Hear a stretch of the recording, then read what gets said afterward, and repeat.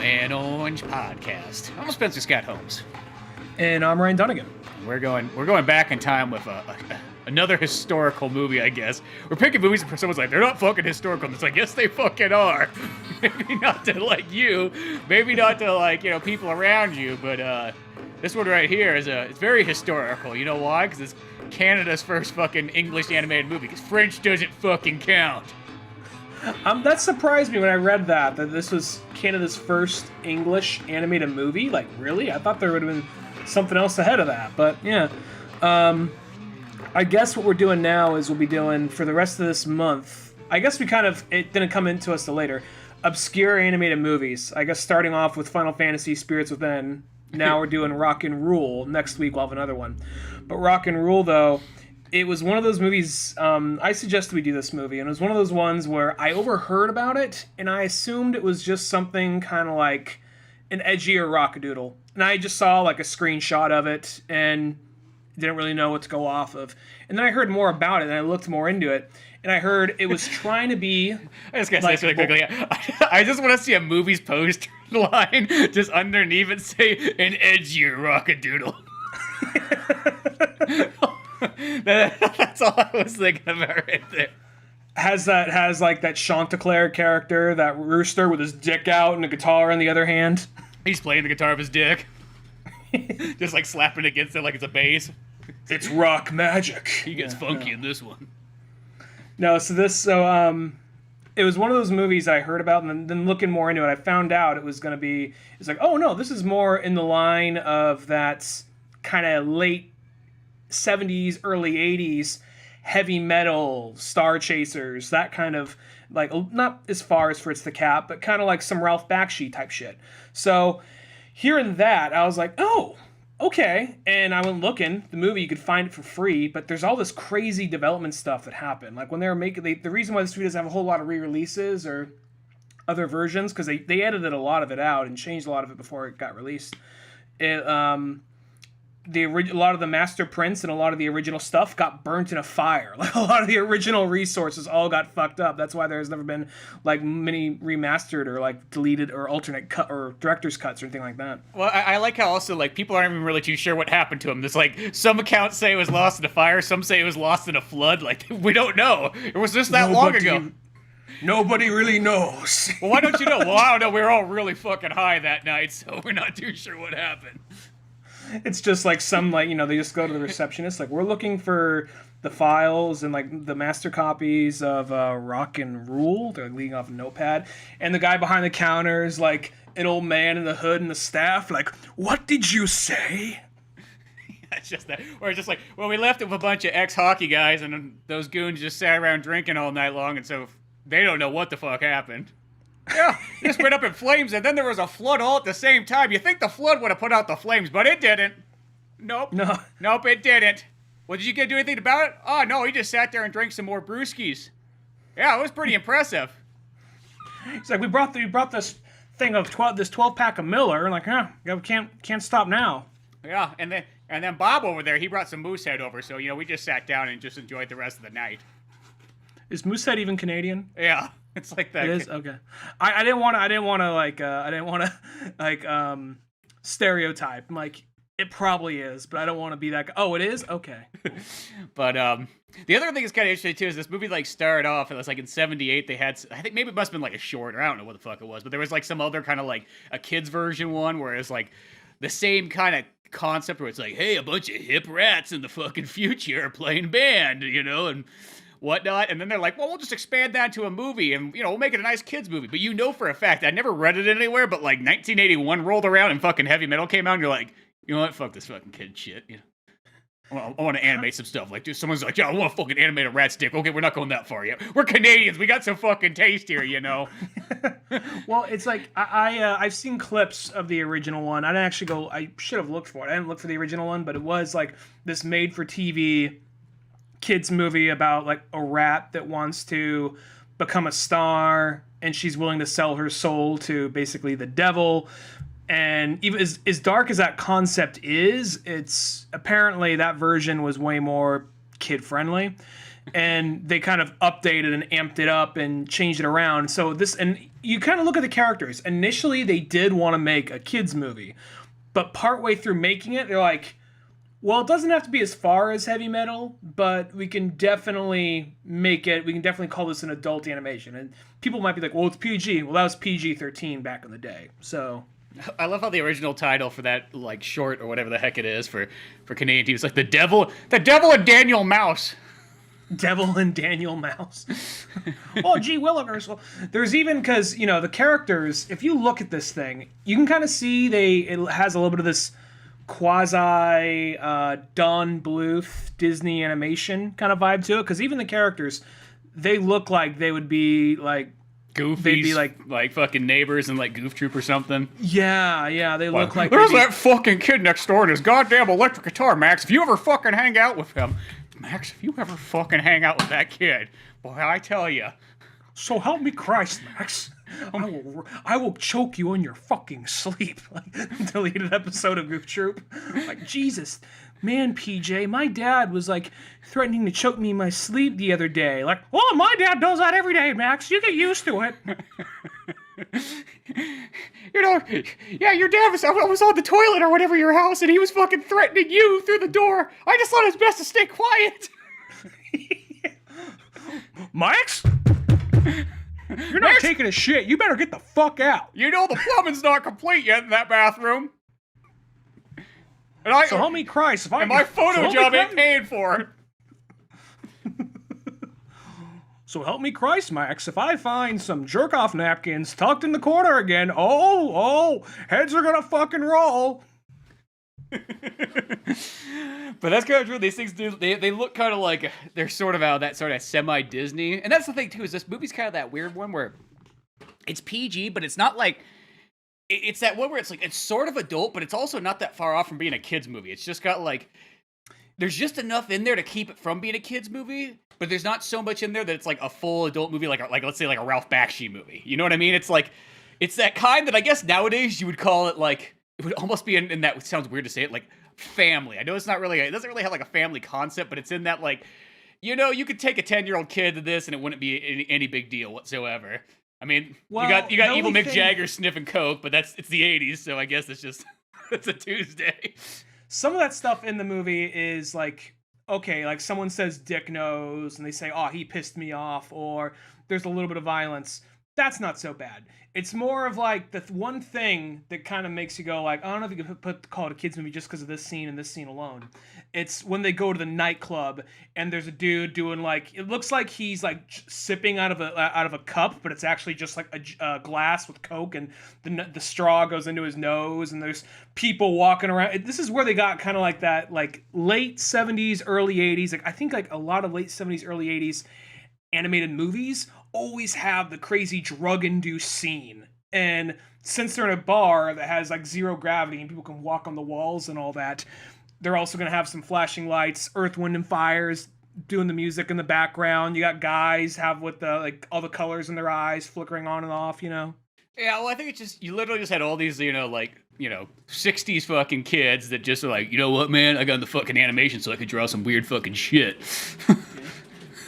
This isn't your fucking grandfather or your father's fucking Johnny Quest. No way. Well, thinking on this movie, it's one of those things where we'll get into more of the plot and all that stuff in a second, but it's interesting because you can tell it started off as a kid's movie and they kind of changed it as it went on. But on top of that, it also did this thing of like, there's things that only a kid would laugh at and things you'd only see like in a kid's movie. But then there's things in this movie that you would not put in a kid's movie at all. So, I mean, you know, the what Angel is dressed in at the end, it's not the most revealing thing. It's not like it's the level of like a slave Leia thing. But what she's wearing, you wouldn't see that in like, you know, a Disney movie or something like that. Not even probably a Don Bluth movie by that point. Yeah, no, because that's the weird thing about the movie is it's in this like weird like middle ground where I can see like it's kind of made for adults, but I can see this movie being one of those ones like if you were in like fucking like 1983 fucking handing this movie around to your friends, they probably look at you like, dude, what the fuck's wrong with you, man? Like fucking going to see kids movies and shit. Be like, well, it's sort of got Evil Mick Jagger and yeah, fucking Evil Mick Jagger. You and your fucking Mick Jagger. It's 1983. Get over him. Well, Mick Jagger, I'll say, when I heard the villain was inspired off Mick Jagger, and they originally went to him to play the character, that's where it made me look up, okay, what's the villain of this movie look like? Oh, fuck, that is evil Mick Jagger. Well, not the regular Mick Jagger, to be honest, but then with a bigger nose, kind of. And then looking into it, I was like, all right, let's look into this movie. And it was for free on YouTube, and there's other versions, like, because the thing is, when they made this movie, MGM, I want to say they were initially making it for something else, and then I'm not sure if they were making it for somebody else or if it was for MGM, and MGM switched studio heads. I think the MGM just took it for the U.S. distribution. Yeah, and they didn't like what they saw. Like, okay, so yeah, we're gonna change Omar's voice, totally recast him. Even though I saw a comparison, I didn't see the whole movie, but apparently if you look long enough, you can find the original voice, and the original voice sounds way better from the few scenes I saw. The Blu-ray, like any Blu-ray or DVD for this thing, goes for around $200, which is amazing. Yeah, well, it probably just had that one-time print, because that's how some of those DVDs and Blu-rays are. It's like they get printed once, and then that's fucking it. It never comes back out again, and this is totally one of those movies. They even talk about, they're like, in the early days, it was so fucking hard to get a copy of it that, like, people just made bootleg VHSs and you would buy them at, like, Comic-Cons and so on. Or, like, I love how they had the one thing, too. They had this where, like, they're like, well, if you called the company up, the animation studio, they'll literally send you a VHS for $80. So it'd be like $160 a day. Yeah. Which I always think about, like, I remember, like, Kevin Smith did one of those, like, way back in the day. I remember he talked about, like, I think it was, like, some TV show he liked. He literally called the company, like, when he just had money to blow in the 90s, and paid, like, a god-awful amount of money for them to send him, like, pretty much, like, literally, like, the complete season set, but, like, way back in the day on, like, VHS or Laserdisc or something. Like, they're like, yeah, I guess we could make you some. Like, yeah, nobody's ever called for that, but, That's kind of funny because the idea of, like, the studio being so, like, someone likes our movie? Yeah, no, we'll send it to you. Yeah, charge the fuck out of them. Yeah. And like, oh my god, someone likes our fucking movie. Because this is one of those things, it's still probably not huge, but I guess it is a cult film by this point. And I went watching it kind of because I've heard mixed things on it, so I went and watching it just more out of curiosity. And then I found myself liking it more than I thought I would. It is still far from a perfect movie, but I love the concepts. I like the world it takes place in. I love the villain.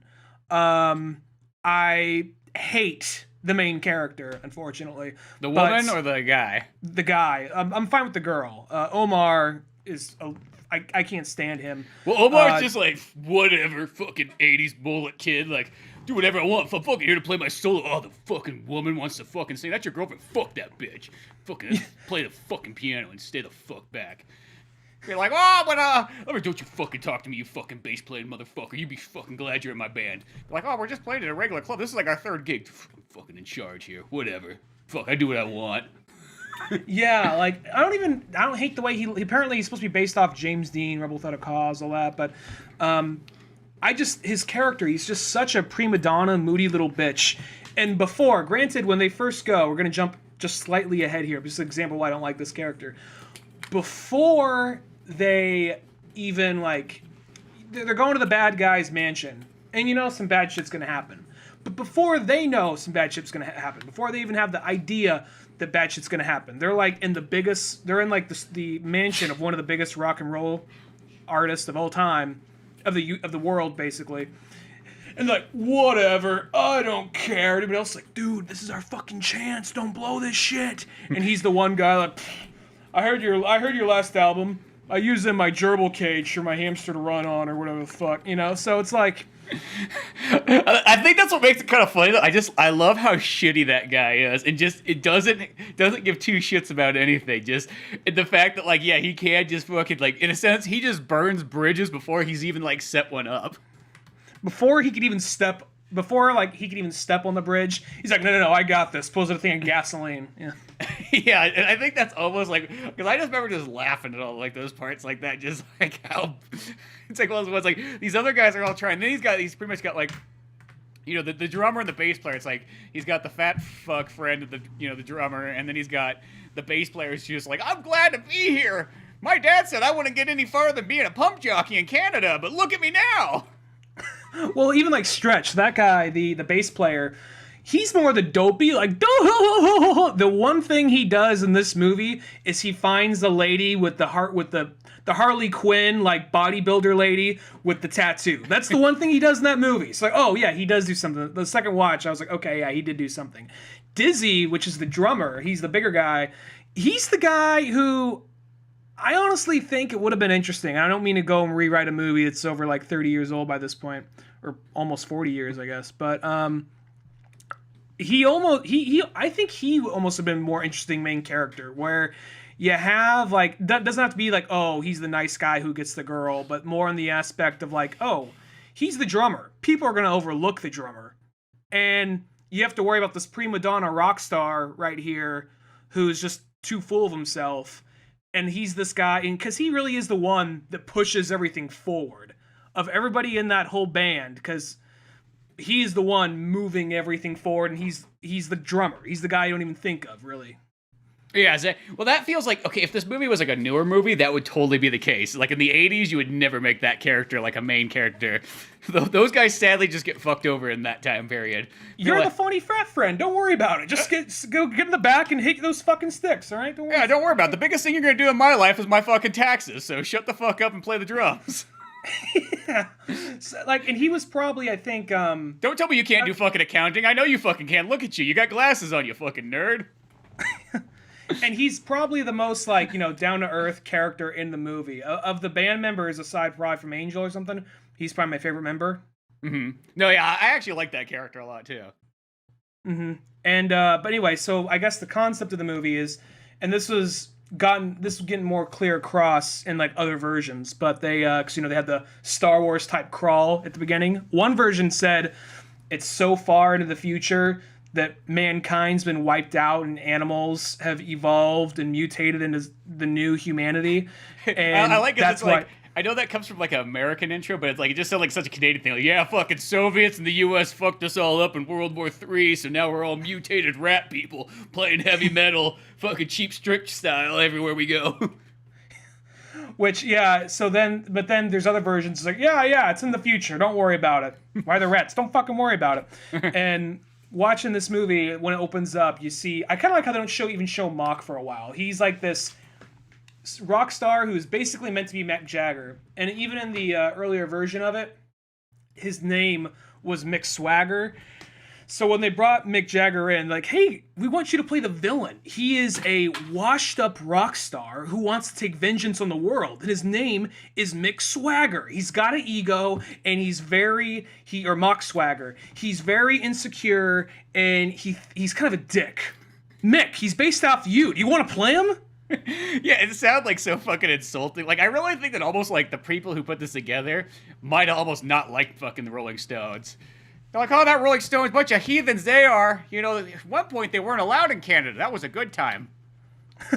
Well, I even think that, like, that's also a bad time probably to ask Mick Jagger, because that's 3 years away from when they went on their hiatus. So, shit was they're already locking heads. They're already kind of probably, I think that's also when they had a couple bad albums come out, or albums weren't reviewed well. Like, I think Some Girls, which came out in 81, I think that was their last, 79 or 81. No, yeah, that was Some Girl, because 81's, that's, the one's got Start Me Up on it, fucking, Tattoo You. Tattoo You. So there's that, and that one's kind of like their last big, like, I actually like those 80s ones. I love the fucking covers. There's that one where they're all like the fucking, it's like as 80s as fuck, and they're all like in the neon, like, fucking outfits, looking up at the camera. Someone's wearing leopard pants. It's like, if there was a Rolling Stones poster I could have, I almost want that fucking album. It's, it's actually not that bad of an album, too. It's, it's like one nobody fucking brings up, but I love that picture because it's just that sort of thing where it's just like, yeah, we can be hip and youthful. Their early 90s albums, the pictures they have in there are really funny, too. It just, you still have Mick Jagger. There's an album, I want to say, what song was it? It was You're not the only one with mixed emotions. I almost had to sing it to remember what the song was. Mixed emotions. Mick Jagger, they show him like in tiny ass jogging shorts up there doing his little like chicken walk dance thing he does. And thinking back, like I think Tattoo You, I don't know how that one was received, but I think that was the last one for that period of time. It still sounded kind of like, oh, it still sounds like something the Stones would do. Mm-hmm. And but leading into that, that's where people are like, oh, the Stones are lame, fuck the Stones. So when you have a villain and you say, well, based off you, Mick, like, oh, that's kind of cool. What is he? Well, his name's Mock Swagger, and he's a dick. He's losing his popularity. No one really likes him anymore. And he's trying to summon Satan. Well, how about this? How about this? If his name stays Swagger, I'm gonna fucking sue you. And he just walks out. I'm not sure if that's exactly how it happened, but I'm assuming it's close to that. Yeah, it's probably something kind of weird like that. I don't know, but like, because it almost feels like when I watched it, I'm like, I feel like this is somebody who fucking hates Mick Jagger, like one of those kind of people. They're like, you know what, that guy's always been a fucking douche, you know. It's like maybe one of two. In like 15 years from now, if they made a movie where like you had fucking like Justin Bieber up there like all old and craggly, like trying to like regain his youth, maybe at this time period. People are like, fuck that guy. You don't know. People say that always, but. Please don't ever compare Mick Jagger to Justin Bieber. Please don't ever do. I never compared that. I just use somebody of popularity in the modern world. You said what if or like. No, I'm joking. What was I saying? I think it's one of two things. Either they like him so much and they like that villain persona that they just said, oh, he's clearly a mock version of Mick Jagger, so just call him Mock Swag, whatever. And he'll just slide into this thing. And, I'm sure he won't have an ego and won't mind that, And then you also have the idea of, like, what if it's like a Citizen Kane thing, where they have so much hatred and so much vitriol for this one person, they can actually make something good out of it. Of course, nothing as big as Citizen Kane, but that's all, like, that's what always kind of blows me away, the idea that one of the greatest movies of all time, or at least greatest American movies of all time, is solely made out of like a fuck that guy. Why? He talks shit to me at a dinner party. Fuck him. I'm gonna ruin his life. And you can make something so good just out of a fuck that dude. Now this isn't as course as big as or as good as Citizen Kane, but the idea, I'm wondering, but Mock's the best part of the movie. So that has me wondering, is it like adoration for that character for Mick Jagger, or is it they hate him so much they can pile this on? Yeah, because there's a lot of moments of just him spitting out his own philosophy and lifestyle. Mm-hmm. It definitely has that. Well, that really is like the Citizen Kane. That's like almost like the most American way right there. It's just this just over a fuck you moment, just to devote like a fucking like the next 5 years to that. So I guess starting off, Mock is in this post-apocalyptic world that's just slowly starting to kind of rebuild itself back up.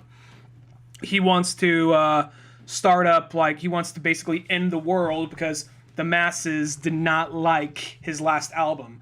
And what's interesting to me about this world is you can be basically this massive crime lord or warlord and magician, whatever, with your whole own empire, because there's no major one defining government or anything like that. The idea that like you can be a warlord and still a rock star at the same time, and people are like, well, I can separate the music from the person, so they still have that going on. I think that, I'm not sure if that was intentional, but that I found interesting. It's not really about his political views. That's all I gotta say.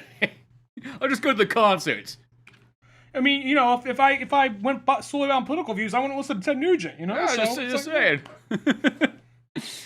So, the idea that he feels that he was slighted by the world, and the world has to pay him back, so he wants to basically destroy the world and open up a portal to hell. But in order to do that, he has to find this right frequency, and this right frequency needs a certain type of voice. So he just got back from spanning the whole world looking for this right voice, and he's just about to give up. And he goes to this open mic night where the band is playing, the main character's band is playing.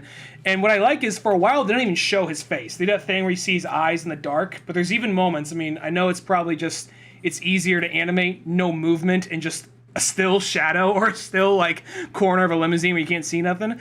But I kind of like how you just hear him talking, like there's just still these like this like darkened corner of a limousine. You only hear them, but you don't see them. But you might see like a faint movement in the dark, though. You know? Mm-hmm. No, yeah. Well, it's like that thing is like people didn't realize that like almost like the anime style hadn't really like been popularized yet, where like you can actually have long scenes with like very little animation, but it almost like works even better. Oddly enough, like it doesn't feel necessarily cheap. It just feels like, oh, that feels actually more artistic. Strangely. Where, because this movie's got like the mixture of like, it'll have those moments where it does kind of block out, like, okay, I can see where they're cutting some corners there, but then it's got like the super like, they're going for like the rotoscoped like fluid, like they probably, if I had to guess, they probably did that thing where they just filmed a bunch of actors moving and so on, so you get that kind of movement, which I always like that rotoscope look. You really has gone kind of away. I mean, I know they technically sort of have it like in a different way now, but it doesn't have that same look like it once used to in like the 70s and 80s. Yeah, and it has apparently. I read they had like 4 different rotoscope actors for basically 4 different body types, which I'd imagine is you probably have one general guy just doing probably Omar and other background characters, maybe one for Dizzy, then probably one for Angel, so one lady or any other lady character, and then probably someone tall and slender for Mock. Yeah, as I say, you probably have like almost like you're probably even your main character in Mock could almost be the same, and then you could probably have like the goofy characters for there's just a character actor guy who could fill in the void for like everything from like the police officer to like the rest of the band, and then of course then you have Woman. Yeah, what she for everybody else, all the women. unless you're the Harley Quinn on roller skates bodybuilder lady. I know. I love how that's like such like a proto Harley Quinn. But we'll get to her. So, moving forward, he's just about to give up. He's just like, fuck this. I've been looking everywhere. And you could see he's just kind of exasperated and bored. And they're going to this talent show. And immediately backstage, you kind of get a little bit of like Omar, who I guess him and Angel are the 2 main characters. Omar's the front man. Angel plays the keyboards. And that's all he wants her to do. And she's like, all right, well, we only have time for 1 song, but we're doing your song. But if they give us 2 songs, we're doing one of my songs. Like, yeah, okay, yeah, whatever. Sure thing. Yeah, and they go up there and they're playing. I don't know if this song was exclusive for the movie because I really don't know Cheap Trick that well, but they're doing a Cheap Trick song, and that's where all that fluid animation really comes through. Yeah, it probably is exclusive because Cheap Trick seem to do a lot of fucking animation and so on. Because they're also into heavy metal and they're also in like other movies too. Even if they're like not like one of these ones where it's kind of like I guess like a band type thing. They just seem to kind of Cheap Trick seems to always be like the go-to band for animation. And when they and I will say I feel like Cheap Trick plays even heavier music for some reason for movies. Because like you get the Cheap Trick greatest hits that I had like when I was like a kid, and they got all those like fun poppy songs and so on. You're like, oh, it's a cool rock band, so on. But then like you hear them like kind of movies are like, well, they sound much better here. What the fuck's going on? Like, yeah. Let them fucking turn that distortion up. Come on. Whenever I hear Cheap Trick, like I want you to want me, I always hear that whenever I hear the name Cheap Trick. And I know they got other stuff other than that, but we're like, Mama's all right, Daddy's all right. You just seem a little weird. Exactly. And then I watch this movie, and I'm like, oh, they do okay, because it was a lot more like heavier and a little bit more punkish.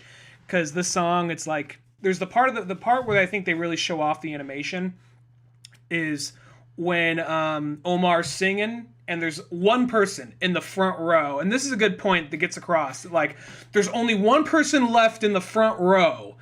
And you gotta fucking piss this person off. And the part of the song says, love your hair, love your eyes. And as he's singing the song, you could literally see, like, the animations matching it perfectly. As he says hair, he grips his hair. As he says eyes, he's leering in his eyes. And he says, he doesn't say fucking, like, I hate you! The girl's like, and he just does a backflip and he grabs his guitar, starts playing again. And so it's like, asshole, there's one person left. You gotta fucking piss that person off too. That's what I just love. I just love the fact that they make this Omar guy like literally like a main character. Because this guy would seem like total. This guy's like, it's like fucking if Gary was the main character of Pokemon. What I mean? It does feel kind of like that. And you're almost like, no, that's your fucking main character. That's who you want to be in life. You want to be the fucking asshole who drives around in his fucking grandpa's car with all the hookers you just bought. And yeah, you're 10 fucking years old. Doesn't mean you can't fucking afford them. and then even some of the other motions of it, because before he does that whole part where he's singing to the girl in the front row, he, without looking, just chucks his guitar behind him, and you see Angel just, oh fuck, try to catch it like she wasn't expecting that to happen, and then she's the one that has to toss it back to him and get ready, and even you see Dizzy and Stretch, which is the bass player and the drummer, kind of giving each other looks like, yeah, he's doing his usual thing. And I like how even the most stereotypical producer guy, like, it's me, Mila, the producer, she, yeah, I run this club here. Look at my Mickey Mouse haircut. Fuck you. I bet that was supposed to be a pun on Mickey Mouse, because he just has that whole shady producer thing. Like, yeah, I'm doing a deal with Disney. He's doing a deal with that guy. Maybe some kind of, because any independent animation thing at some point had to say fuck you to Disney during this time period. Yeah, it seemed like in the 70s and 80s, it was like if you weren't working for Disney, you're like, fuck Disney. Yeah. Fuck them up, their stupid Mickey Mouse assholes. And then that dude cuts the power, and then he's like, why the fuck you cut the power? He's like, you ain't selling. He's just like, well, if you don't fucking turn the power back on, I'm gonna fucking kill you. Like, all right, cool, all right. I love how he just literally threatens this guy to fucking turn the power back on. And then that's where he's like, we're doing the same song. Like, wait, same song. And that's where Debbie Harry makes an executive decision, starts playing her song, which is Angel, who's voiced by Debbie Harry. Or at least her song. Well, yeah, her songs are. I thought it was voiced by Debbie Harry too, but then I saw in the credits it was some other chick. Yeah, so, and I really like her song. And basically that song is basically her arc. It's kind of her asking the front man to see her and give her a chance to be who she is and all that. And he's just like, whatever, fucking out of here. Yeah, well, no, that was even the thing. The look he has when she starts playing, he gives that slow turn. He looks like he's just ready to, eyes wide. Fucking cunt. It's rotoscope, so it looks extra disturbing. He's like, oh, I just love how he just fucking just walks out. Just like, that's fucking it, whatever. Fuck you guys, I'm out of here. But there's a guitar solo. Yeah, not that fucking important. This guy just literally lives life any which way he feels. He has no care whatsoever. Nothing fucking affects him. And then they have I kind of like how they even show the other band members. It's a very slight thing, but Dizzy, as he's drumming, just kind of shrugs his shoulders what are you gonna do? They all kind of look at each other and then keep playing. And that's where Mock comes in. He's sitting in the back. We still haven't seen him. He's in the back and he's watching it, and he's like, oh, I think I finally found the person who I need, because her voice can reach this frequency. How do I know? This little ring thing I have is going off right now. So from there, they end up getting a invitation to go to his place. And they still have, before they get there, though, they still have this whole moment, Omar and Angel have this whole moment. And he's like, you were good. Then why'd you walk? I don't know. Just that whole, I guess if you kind of look at it in the way you look at a shitty 90s kid in a early Disney movie, it's kind of humorous, but I guess I was kind of liking the rest of this movie so much. I was like, too bad it's bogged down by this asshole. You know what I mean?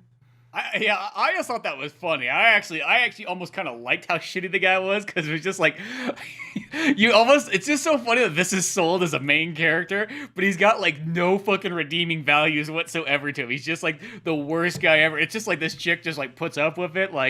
It's what? You think these guys would just fucking leave? It's like, fuck you. Yeah, you're not gonna leave. Fucking Nuketown, whatever. Fuck you. I do what I want. Well, the whole thing is he's basically, his whole arc is to kind of see someone more than himself. He has that whole I'm a badass and I just gotta play into this stereotype, into this persona, because I'm the front man of a band. And then as it goes on, it happens at the very end, though. It happens very quickly at the very end. There's a few things to lead in to show that he cares. And then at some point they're at after they kind of make up, they're at some kind of lovers outlook kind of thing, which a lot of the small things they do in the movie kind of say a lot. How the lovers' lookout point is overlooking this destroyed dystopian land with this castle in the background, and a lot of the cars that are there are kind of there because they can't move, they're broken down. Yeah, it's like almost like this is where they left off. So it's got this mixture of like old 50s like style life being like kind of destroyed, and here's what's the remnants of it and people are still using. Almost like a Fallout kind of feel. Yeah, I got kind of like if Disney did Fallout, which even talk about the structure of this movie, because the idea is whenever there's a musical scene in the movie, it's usually because someone's on stage or something to that effect, or it's playing on the radio, or there's very few moments where someone just breaks out in song. And if there is, there's usually a reason for it, rather than just like, I need to sing my soul, you know. Yeah, they all feel like it feels like, I wouldn't really call it necessarily a musical. I'd say it's just one of those movies with music, just happens to have kind of like, band style stuff. Mm-hmm. Well, I just say because it stomps for it, and then a lot of the music like, I was trying to look for like official, like the soundtrack, just to listen to certain songs we only heard parts of, but a lot of it is just scenes from the movie segregated out, so it's like, oh, this one Iggy Pop song is still only 1 minute and 20 seconds long, you know? Yeah. It probably is. You might have to just go out and fucking buy like the old cassette tape of it. Probably old cassette tape, old vinyl of it. And then they basically more or less still get invited over to Mock's castle, and that's what we talked about earlier, where the rest of the band is enamored by Mock, and Omar is still being all like, oh, like, whatever, I don't give a shit. Yeah. Whose table is this? Don't matter. Feet are going on them. Yeah, I don't give a fuck, you know what I mean? I'm fucking Omar. That guy's like literally just like about like, punk rocks could be fucking rock and roll techno fuck, huh? Sir, you're in his house, you're fucking eating his food. Yeah, I don't give a fuck.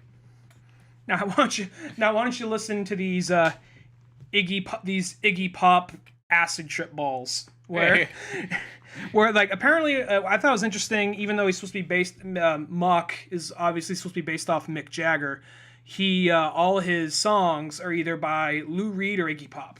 Yeah, exactly. Like I almost thought too that he was. I'm like at first when Mock was there, I'm like, is that voiced by Iggy Pop? It's like, no, that's another one too, where it's like Iggy Pop just does the songs. Like I could almost see like Iggy Pop playing that character as well.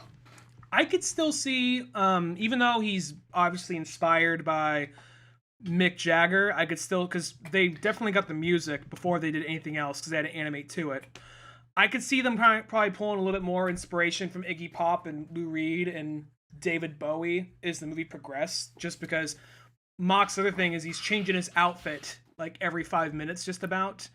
And there's when you first see him, he has his hair combed back, he has the big old lips, and he's in a suit, and he looks all proper and all that. Then there's other scenes where he's a little bit more relaxed, and he's basically wearing this oversized robe that barely fits him, and he has long, black, stringy hair. Like, oh, it looks like it could be Iggy Pop right here. Yeah, because that's the thing is I definitely feel like, it's the Mick Jaggers first and foremost, but I definitely feel like, yeah, definitely Iggy Pop. Saw some David Bowie in there, some other kind of, musicians at the time, I guess you could say. I'm wondering if they didn't like David Bowie either, just because the first band that goes walking off stage, they're all made to look like David Bowie, and Mylar says like much like you, I love the sound of cats and boiling water. Yeah, I kind of wanted that too, just because there is kind of like this. Yeah, definitely. They all have that David Bowie look, and it's just like, nope, that's it. We don't like these fucking guys. I mean, they literally have the Ziggy Stardust lightning stripe over their face. So, So and there's 4 of them. Wait, does Ziggy Stardust have a lightning stripe over his face, or am I mixing characters? Yeah, he did, didn't he? Yeah, that's the one. I was thinking that's not another David Bowie album. Yeah. Either way, you know what I mean. Anyway, so moving forward, he basically gives them these, what they call them the Edison balls, and they basically look at these, they get all hypnotized and all like all confused, and from there, Mock kind of shows, he's like, look, I don't want them, I want you, because I see potential in you. I don't give a fuck about them. So how about we just skip to the end and just say, yeah, I'll be on your next album, and give those guys the boot, because fuck them. And then basically Dizzy's the one who's sneaking around trying to get out of there, but that's where he has these 3 big triplet bodyguard guys. Galooks. One guy is dumb but has a heart of gold. The other is kind of a little bit in the middle ground. And then the last guy is kind of the one like, you knuckleheads, you all do what I say, So yeah, he's kind of like, I got you this fucking job here. Don't you fucking ruin it here. This is good for us to have this. just like we're not Pop going said. back to the mine. We're working for a millionaire. Yeah. We can't go back. We can't ever go back. Yeah, you might have to suck his dick every once in a while, but that's just the things you live for. He gives us fucking rollerblades. He tells us we can never fucking take them off either, but, Rollerblades. Yeah, and you wonder why I have to suck his dick and not our sister, but you know what? There's a reason behind that. Living in the crystal mines for that long does something to a man. So you'll gladly take it. You don't care after a while. It's okay. You were young. You didn't know what it was like. I had to endure. Endure I did. You're young. I'm 5 minutes older than you. That's 5 minutes more. I was in that mine shaft. You know how much radiation is in a mine shaft? A lot. Well, look at your balls. That'll tell you. Look at them. Look at them. Yeah, exactly. There's nothing fucking there. There's no fucking balls. So, I don't remember all those guys' names, but there's the three of them. And then they basically pile them all into the car. They push him out. Dizzy's the only one who's awake. Like, guys, I can't drive. He's trying to, coast the car around. They crash right into, a fountain, and that's when a cop comes by. He's like, oh, you meddling kids. And I just love Omo's just like, yeah, what are you gonna do about it, copper? I'm gonna fucking shoot you. What if we just shot him right there? Shot him in the kneecap? Because for being in, this post-apocalyptic world that's just starting to rebuild back up, that cop was very lenient. You think that this would still be at the point of, what am I gonna do about it? He's like, I can't let them win. I can't let them win. They all have to die now. He's like, the fucking youth's gotta go down. Because even there's the fucking end when they steal the cop car a second time, he just looks at the camera, he's like, it's fucking a living, I guess. Shit, I'll write this off on my tax return. Yeah, I still pay my fucking taxes. He just keeps talking towards the camera. There's a lot of rotoscope animation of just this cop talking to himself. A lot of resources. That whole part with the cop, the first time they almost reuse the same, because the first time they bump into the cop and they get away, he screams slime or whatever, and then second time it happens again. He seems like, oh, you stole my car last time, but then he's screaming, but then stops. Forget it, I don't care. Fuck, it ain't worth my time.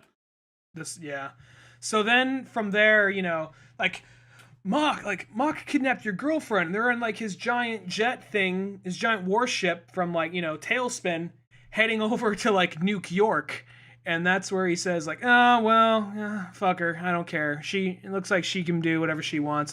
Dude, I'm pretty sure she was kidnapped. Whatever, I guess I'll just go along. Yeah, this is he's literally the world's shittiest boyfriend. This is the one where father's okay, Terry, here's the thing. You ever fucking date a guy like this? You ever fucking bring somebody around like this? I'm gonna fucking kill you. Yeah, I know you're my fucking daughter. I mean, I'm not gonna fucking kill you. I will go to jail knowing that you're fucking safe when you're in the grave. Well, it's because it is one of those things where he's just, I was gonna say about her, because I guess her biggest flaw is the fact that she's kind of just very whatever about she shows she's irritated, but a lot of times she's whatever. Shortly after, he's like, you walked out halfway through the set. Yeah, so it really hurt me, You're good. Okay. So yeah, he's just that guy who could just fucking, in a sense, do everything wrong, but in her eyes, as long as he apologized, he's the third song on a Nickelback album. The first two songs are let's fucking party. The third song being, I was a bad boy, sorry about last night. So sorry I fucked, the three twins. I didn't know that was your sister. Yeah, and, your grandmother, but shit happens when you party naked. Shit happens in Canada, what can we say? You forgive me, right, babe? Babe! Babe! Just starts fucking revving his motorcycle. Yeah, she fucking forgives me. Okay, now I can get out of town for 48 hours. I got some shit to do. Just does a wheelie right into the nearest dive bar. Yeah, exactly. Literally right into it. Parks the bike right at the bar. Hey guys, Chad. Yeah, it's Chad.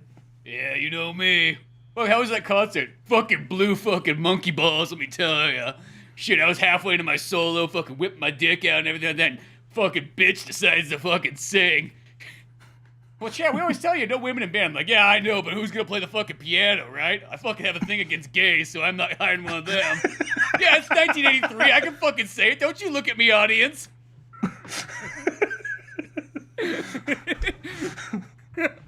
Yeah, okay, so as I was saying. So I'm not from the most forward-leaning town. You know, like when they had all the book burnings back in Germany back in the 40s? Well, for us, it was like piano burnings in this town. That's what we did in Piano Canada. burnings and show tunes. I mean, like, it doubled because it was fucking cold out, you know, and I was ice fishing at the same time, so... I wasn't gonna fucking read. What my dad always said, no good Canadian ever read. Was that like a... Is that just like a national saying? No, that's just my dad saying a thing, but, I'm just trying to think there's some truth to it. Yeah, I believed him, and I never read a book ever past then. So from there, they basically just go on. It's another scene where, I mean, you get some more, like, because we were talking about how they do those shots where there's very little of anything happening, but you get to see more of the world. They're just gonna have dialogue over, and as they're driving across the country, you get to see like a lot of like the landscapes and all that. They have another Cheap Trick song playing on the radio. I think it's Cheap Trick. Yeah, there's like 3 of them in this movie. Yeah, and as they're going, you just hear them like basically give an exposition about why they got to go to New York, you know, and all that, and save her. And he has an aunt there, and once they get into the city, they get across the whole rock and roll thing. He's just like, oh yeah, you can't come in the city right now. It's a massive blackout from the last Mock concert, you know. And he's like, oh well. And they just basically just plow. I don't remember what they do, but they more or less just plow through and get in there and get some information on like, well, there's this lady who has this tattoo and she works for Mock and she goes to this bar every night. So that's your next bet of what you want to do. And from there we get to meet, I think her name is Cindy. There's the basically proto Harley Quinn if she was a bodybuilder. Yeah, exactly. And she's all related to like the fucking like Three Stooges guys on roller skates that work for Mock. Which that character kind of makes me think like, was that somebody just was really trying to be like, you look at that, was like somebody trying to get out like, I don't know, I just really like strong women. I just really like strong, independent women. Or was it like one of those things like, it's fucking gross. She's just very sexualized, she's very comfortable, she's very open about her sexuality, but at the same time, she's like, oh, you? Oh, okay. Well, that's like I don't know if it was. It's either one of two things. There was the one guy who was like, yeah, I like the lady with the big arms and the big tits, and yeah, she wears a miniskirt, and that's what we're gonna animate. Or it's just that thing's like, ew, isn't that fucking gross? Like, dude, check it out. He's like, she's trying to like fucking like hit on everybody, but nobody fucking likes her. Yeah, I was wondering what it was, or if maybe it's 2 different animators working on the same thing. But just that conflicting of like there's the guy who's fucking really into it, and there's the guy like, it's fucking disgusting, but we're gonna animate together. And basically her thing is, I guess it's maybe meant to be a Cinderella joke, because her name is Cindy, and she's always sneaking out to go have fun, and her brothers always come back and pull her back inside. And a guy, when they were given this information about where to find Cindy, there was a guy who was getting a tattoo done, and he kind of went in and like leaked that information to one of the brothers, one of the 3 triplets, and gets killed for it, you know. And from there, you get this whole scene when they're looking for Cindy and Angel. You see that they just basically have this huge. I'm going to say this is probably one of the more elaborate parts of the movie, because they're trying to find this tattoo on different women in the club, but the club has this whole zero-G effect, so people can be dancing on the wall and the ceiling, and they have these crazy lights flashing, and that's what we were talking about earlier, where you get more of like the psychedelic shit going on that all these movies had back then. Yeah, exactly, where just people are doing fucking drugs, and you get weird colors, and so, because I almost think that was like half the selling point to certain movies, like in like the 80s for like animation, was like, if you get these fucking weird, remember how people fucking love those scenes in Fantasia? Yeah, well, we're gonna fucking up that up, you know, and you could bring your bong in. It'll be bong night at the movie theater. That's the United States release, not the Canada release. Yeah, Canada release. Don't you dare bring that fucking bong in there. Well, actually, no, Canada probably be like, oh yeah, the bong night. It's medical bong night. Actually, no. This is during Nancy Reagan, probably. So never mind. That probably wasn't happening. Yeah, that definitely wasn't. That was being like, you know, if you bring in your Colombian, friend, maybe you can get in, as long as he's fucking buying, weapons from Reagan. But God forbid you buy drugs from that guy. So from there, they have this whole like chase where they're trying to find Angel, and they get separated from her at the last minute. And I know this is kind of a little clever thing. Like, at some point, once Mock is aware of their plan, he says, "Call what's her name," and you just think he's freaking the name of somebody. And Omar thinks he's cornered Angel. Like, all right, I'm sorry about everything. Just come back with us. But he sees Angel being with Mock, like, "Oh, I'm sorry, I'm with him." Ha ha ha ha. And there's like the one of the few moments where you see Omar actually cares. There's a mental breakdown. He's like, "No!" and goes running out the door. Like, "She doesn't like me." Like, off. And then only I'm allowed to cheat. Exactly. That was set up in the contract I had by my lawyer. You have a lawyer? Well, yeah. I think ahead in the future. What? I don't just live each day by the moment. Only the shows. Yeah. No, so plus, then I don't fucking read, so I have to have a lawyer. I trust every word he says. So, it's that Omar guy. Not Omar, it's that Mylar. It's that guy. Yeah, I give him 120% of my salary. That sounds like a pretty good deal to me. So, as he runs out the door, and then he basically gets knocked out and stolen by one of those goons, he turns to Angel and then like rips her face off, and you realize, oh, it's this lady who looks like a ghoul out of Fallout. It's this, thank you, what's her face, and like, oh, okay, all right, it's a pun, but I think that works right there. Yeah, exactly. It's just one of those things, and I guess kind of gets him on track. And then for this part, is this where like they go to like fucking Mock, and then he gives them like the fucking balls that pretty much get them all like high and sends them on their way in their fucking magical mystery tour bus. That happened the first time, but they put him into a ball, and he's basically torturing them, where they're getting basically like electrified or something. Because once they get electrified, it's like, oh shit, that got rid of that whole fucking trip we were having. That whole power trip thing. No, because I think the whole Edison ball thing, maybe I'm mixing them up. I think that was the first time. And the second time, they're in this ball thing, and they're getting electrocuted. And from there, Mock's like, "I'll kill them, or you can sing for me. It's your choice." And then she agrees to sing for him. But then he basically wipes their memories, and they're all nice. Like, "Oh, hey, don't worry about it." Like, everybody's really nice and airheaded and dim-witted. Like, "You guys go do you, we're gonna do us." And then they go back to their hometown, and they're singing like this little kind of like almost Beach Boys-esque. It's still Cheap Trick, but they're singing like this Beach Boy-esque like song, like, "I like this town, I like these people," like the last thing. And for the whole time, talking about how they want to get out of this town, but now they're singing about how nice the town is. Like, what the fuck's wrong with them? What happened to the rock show they did the other night? Yeah, still. Shit, that one lady they fucking had that was like their number one fan, she's not coming back. Yeah. That's part of the show, though, is how many fans can you throw out in one night? Yeah, so I thought that was funny, how suddenly they're all nice and friendly about everything, but then like all it takes is like, I want to say there's like a power storm, and they get electrocuted in that. They're zapped back to normal, and Stretch is all like, "Omar, I had a dream that you were a really nice guy." Like, "Oh, shut up." Yeah, exactly. This is like, yeah, that fucking didn't happen. Never fucking happened. I was never nice. And you fucking tell anybody about that. You forget all those fucking memories you had. And then from there, they're heading back to stop Mock, because that's where he's going to put on his big show. He's actually coming back to Ohmtown because they need a power generator for it. Mm-hmm. Because I think it's kind of funny because they show when he did his concert there in New York that the power generator wasn't big enough, so it caused a lot of death.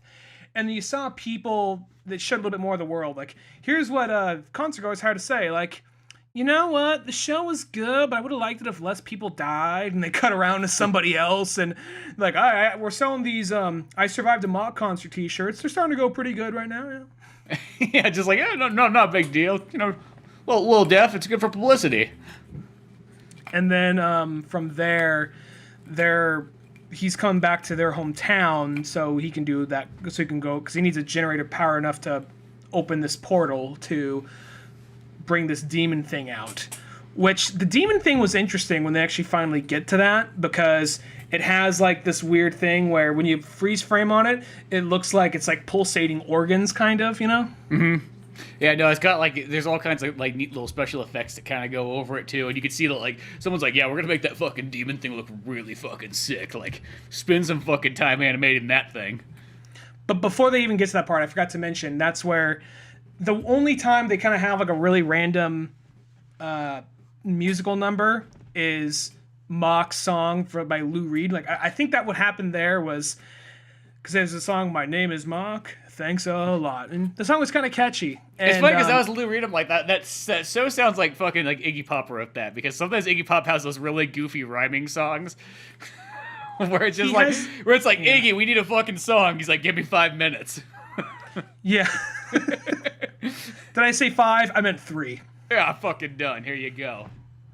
The song's We're all gonna the song's die. 5 minutes, 15 seconds. How'd you write it in 3 minutes? Fucking Iggy Pop. Don't you fucking question it. Don't get me wrong, I love Iggy Pop. He's one of my favorite musicians, but sometimes his lack of effort makes me like him even more, because he has like on that Slash album, he's just like, we're all gonna die, so let's get high. Pee on the ground, jump around. That's probably like those ones like in Slash is like, well, it's Iggy Pop, so I guess I just gotta take whatever song he gave me. I can't say no to him, you know. So, anyway, it's one of those things where they have a moment where they're showing kind of what looks like an old music video of Mock back in his prime and all that, and just out of nowhere. But then Mock snaps out of like sleeping. It's like, oh, he's having like a flashback about back of his awesome days or something like that. Mm-hmm. And that's where Angel, the Debbie Harry character, is basically coming in and saying like, "Oh yeah, you are a genius. Let's just go away. Let's you know." Then he's like, "You're trying to stop me from doing what I want to do." Shit gets bad. He starts strangling her and all that. It's like, oh, there's your PG rating for among other things. Yeah, just like there's little moments in there that kind of give it like, okay, that's kind of like a, you know, I can see where it's sort of leaning into that kind of adult like, you know, situations, I guess you'd call it. So then we cut back to when he's finally put on this concert, and she is, she's basically wearing something that looks like what a Conan the Barbarian girl would be wearing, like some girl that Conan would save from like some kind of sacrifice or whatever. Yeah, she's wearing something. Yeah, she's like literally like tied up to like a cross type thing, not like a cross, but like a big old X out there. And I'm not sure if her eyes look kind of different. So I'm not sure if she's hypnotized right here, but she's singing a song, and then like there's a pentagram that's starting to form, and here's another Iggy Pop song, and it's a really weird Iggy Pop song. It's where like, it's like he's like, "You on the mud in the ground." He's like channeling his inner Tom Waits. Yeah, exactly. And even got fucking like the. Mock has kind of got this new look going. He like shaves his head, and he's got these like electrified like 80s glasses on, and he's up there on like this futuristic kind of keyboard organ looking, I don't know what you want to call it, but just something like an instrument made for this movie. Yeah. And at some point Omar is like, "Yeah, fuck her. I saw her trying to, you know, I saw him trying to suck his dick in a back alley. I'm not going to fucking bother saving her now." And then Stretch and Dizzy are like, "Well, we're still going to go save her." So, and I guess part of Dizzy's character arc is learning how to drive. Because earlier on he didn't, then he had to kind of learn on the way there, and now he's the one driving through. Because Stretch forgot, I guess. But anyway. Yeah, exactly. Stretch is that guy. He's like, "I know how to drive." He's like, "Do you have a driver's license though?" "Oh, no." No one told me about that. And they're going through there, and they're basically just trying to stop this whole thing. And it reaches the point where the monster does come out of the ground, but that's where, at the last minute, Omar comes out and basically breaks the restraints, and she's able to get free. And they say that even though that she can bring some of the monster, she can send it back too. Yeah, she's got the power to do both in a sense. Mm-hmm. Yeah. So, and out of that, that's where they start singing Debbie Harris's song to get. Is it Debbie Harry or Debbie Harris? I forgot. Debbie Harry. Debbie Harry. They start singing Debbie Harry's song together, but it's like a remixed version, more or less, and it sounds more epic and more grander. Yeah, and pretty much then they're finally able to sort of send that demon back to where it came. Which there's actually one little thing in that movie that we forgot to mention this part. There's the dumb thug who is he's basically the only one that's nice. But then he watches some children's show, and there's probably one of my favorite scenes in the movie where Mock is talking about, like, he says, like, hey, what's good and evil, Mock? He's like, there is no good and evil. There's only gray, you know, and just basically goes on this self-philosophical, you know, conversation where he's more or less just talking to himself. Mm-hmm. And out of that, you feel bad because he has like a doll of this show he's watching. He just throws it out the window, like, we don't need this no more. Learn to grow up. And when he hears one of them say, I think that he heard Dizzy say it, like, that thing's pure evil. It's like, oh, you know, he heard it, and he like takes a lightning bolt is coming for one of them, and he takes the shot and dies. But the thing is, American release, they reanimated him, kind of snapping out of it and waking up. But in the original version, he got shot and was dead. And one guy's like, he was my brother! And chucks Mock into, like, the portal to hell. Yeah. Yeah. And I just like, you never fucking mess with family. That's the one thing. If Vin Diesel's gonna teach you anything in the future, it's family's what fucking matters. You'll steal a VHS player because of family. Don't you fucking forget that. That's what got us here in the first place. It wasn't just any VHS, it was the Batman VHS. That thing was really expensive when it first came out. Yeah, you know, we weren't gonna fucking afford it. I think I heard, I don't know if it's true, but I think I heard when VHSs, people older than us probably get pissed off hearing this, but I think I heard like VHSs when they first came out, like certain ones, were really expensive, like $40. Oh yeah, it's like any technology. It's always like super expensive. It's kind of like Laserdisc. You think about those things, like some of them were like fucking like $80. And you know, now you can go find a fucking Laserdisc for like $2. And you just kind of think of that person who bought like so many of those Laserdiscs for that price. And you're just like, oh fuck. Well, even like VHS, because VHS just costs so much more to manufacture than like a disc. So like they always kind of, they really never. I remember like VHS is brand new, at least. I never really saw them go too much farther down than about $10. I mean, once they were used, that's different. But when they were like brand new in the store, like they just never. I just don't think you could manufacture them for like too much less than that. I want to say you would always see them for like $15 to $25, depending on the movie. I remember that's going off what I was thinking as a kid, remembering what they go for. But I guess there's that idea of like, well, no, you're bringing the movie home. You could watch it anytime you want. So of course. It's $80, right? That's fair. That's probably when the concept was first there. It's just like $80, go fuck yourself. And also too, remember like when like technology's brand new, it's like they spent like, you know, whatever, Sony or whatnot, spent all this time and effort. R&R, yeah, they spent all this time fucking developing it, so it's like they got to kind of make that money back now.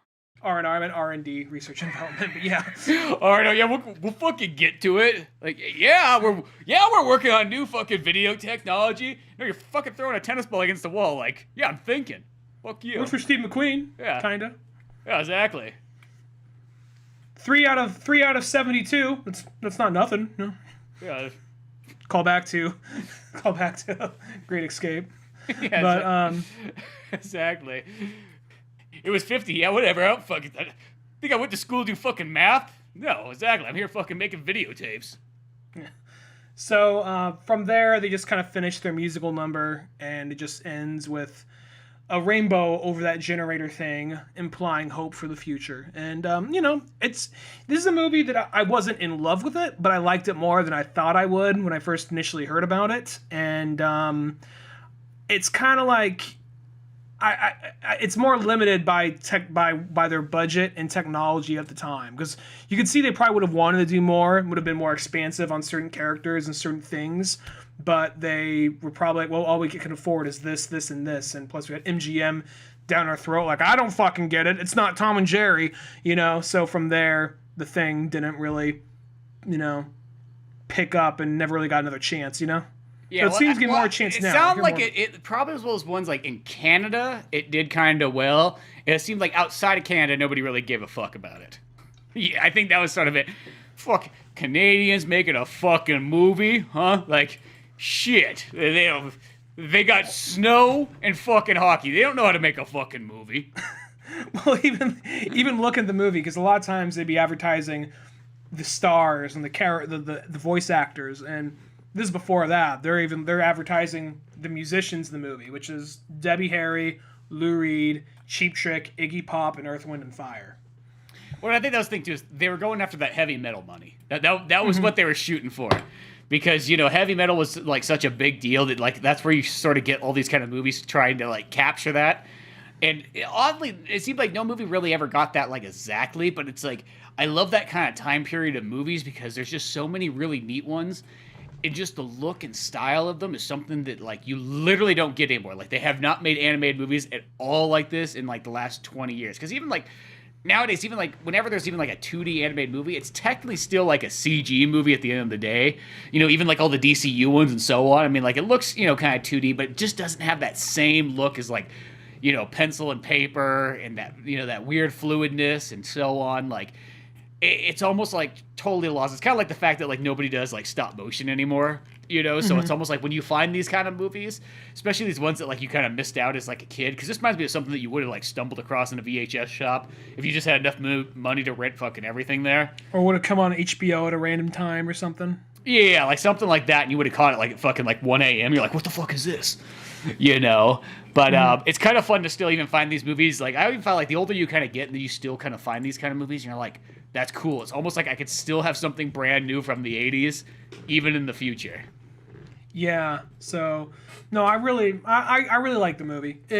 I didn't love it like I hoped I would, but I really liked it, and it was one of those things where it was just one of those things where it has like it's one of those things where you kind of see the pieces and you just kind of wish the pieces were just adjusted just a little bit more, just so you would, you know, just I don't know. It's mainly the main character, and it goes by very quickly.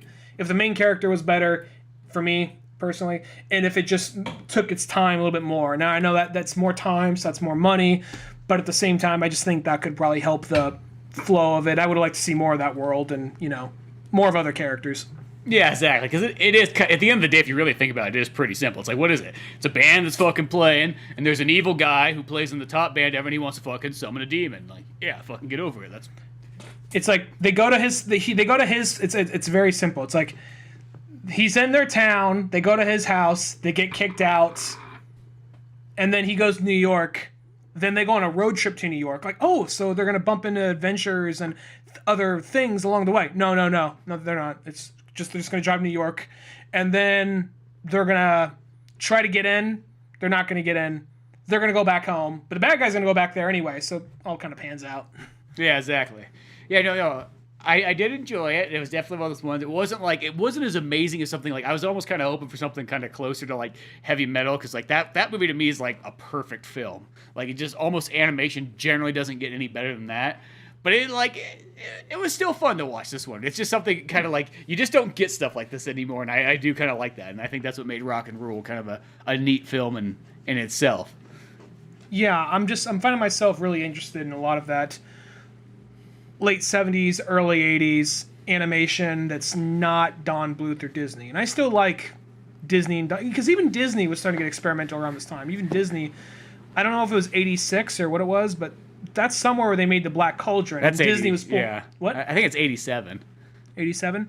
That's where they were even pulling a page out of these guys' playbooks. Like, let's make something a little bit more darker, a little bit more serious. Like, okay, let's give that a shot. I'm like, oh, it didn't pan out. Fuck it. Little Mermaid. Never doing that again. Yeah, Little Mermaid, we're going back to what we know. Yeah, well, because I think that's the kind of thing, because you almost kind of, like, in animation, you know, the Disney ones have always been so preserved and so on. They always get re-released and, you know, throughout time, and people don't forget them. But, like, all these other, like, animated films, like, they're kind of, like, there and then just totally gone. Like, there's such, like, a lost, like, section of all these, like, really kind of neat films, you know, that they just don't get that same recognition, you know what I mean? And I think that's what's kind of fun about, like, uncovering them and pulling them back out and checking them out, you know. I mean, even throughout the 90s, you just think about how many of those movies, too, just they came out and it was a fucking biggest deal for, like, 6 months to a year, and then that was it. Never to be spoken of again. Yeah. No, this movie, I'm going to say, if you're a fan of animation and if you like rock and roll music, that definitely helps. I'm going to say give it a shot. Yeah, definitely. If you like animation and you like, yeah, kind of like those like old school rock and roll movies, this one's it's still pretty darn fun, you know. Maybe not up there as far as like American pop or like heavy metal, but like it's still pretty neat. Yeah. But yeah, other than that good old fun stuff, you can go check out oldmanorange.com for more podcasts, comic books like Pizza Boys, animation, and all that fun good stuff. I'm Spencer Scott Holmes. And I'm Ryan Dunigan. And we'll see you some other time. Later, folks. Thanks again for listening to the Old Man Orange podcast. Sure, check out oldmanorange.com for more podcasts, cartoons, music, animation, and a whole lot more. We also have the Old Man Orange blog going with all kinds of fun stuff. If you easily want to support the show, use one of our Amazon links either on the website or in the description of the podcast below. Rate, review, and subscribe to the show either on Podbean, iTunes, Spotify, YouTube, Newgrounds, or anywhere else that you seem to get this podcast from. Grab the sitcom-styled comic book Pizza Boys on either Comic Central, Comixology, or Amazon. Want more podcasts? Check out the Indie Comics Club over at Comic Central. I also got a workout website called Thor's Hidden Gym, filled with fitness tips and tricks, videos, and a whole lot more fun stuff in the calisthenics world. Talk to us on Twitter at Spencer S. Holmes and Dunigan Ryan. Like our Facebook pages of Old Man Orange Productions and Pizza Boys Comic. Thanks again, we're out of here.